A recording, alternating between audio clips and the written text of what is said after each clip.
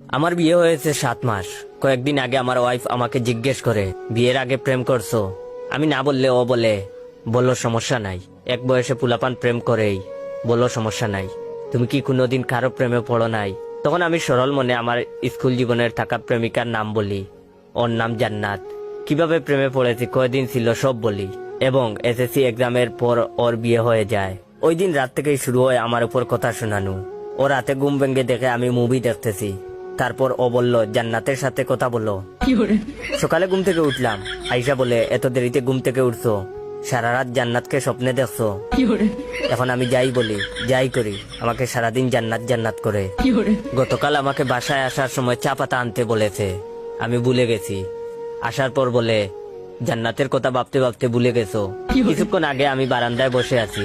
আইসা বলে, তোমার কি মন খারাপ? জান্নাতের কথা কি খুব মনে পড়তেছে? এর কিছুক্ষণ পর আমার বিয়ে হয়েছে 7 মাস। কয়েকদিন আগে আমার ওয়াইফ আমাকে জিজ্ঞেস করে, বিয়ের আগে প্রেম করছো? আমি না বললে ও বলে, বললো সমস্যা নাই, এক বয়সে পুলাপান প্রেম করেই, বললো সমস্যা নাই, তুমি কি কোনোদিন কারো প্রেমে পড়ো নাই? তখন আমি সরল মনে আমার স্কুল জীবনের থাকা প্রেমিকার নাম বলি। ওর নাম জান্নাত। কিভাবে প্রেমে পড়েছি, কয়দিন ছিল সব বলি, এবং এসএসসি এক্সামের পর ওর বিয়ে হয়ে যায়। ওই দিন রাত থেকেই শুরু হয় আমার উপর কথা শোনানো। ও রাতে ঘুম ভেঙে দেখে আমি মুভি দেখতেছি। তারপর ও বলল, জান্নাতের সাথে কথা বলো। সকালে ঘুম থেকে উঠলাম, আইসা বলে, এত দেরিতে ঘুম থেকে উঠছো, সারা রাত জান্নাতকে স্বপ্নে দেখছো?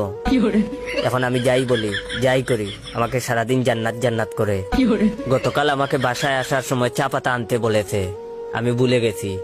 আসার পর বলে, জান্নাতের কথা ভাবতে ভাবতে ভুলে গেছো? কিছুক্ষণ আগে আমি বারান্দায় বসে আছি। আইসা বলে, তোমার কি মন খারাপ? জান্নাতের কথা কি খুব মনে পড়তেছে? এর কিছুক্ষণ পর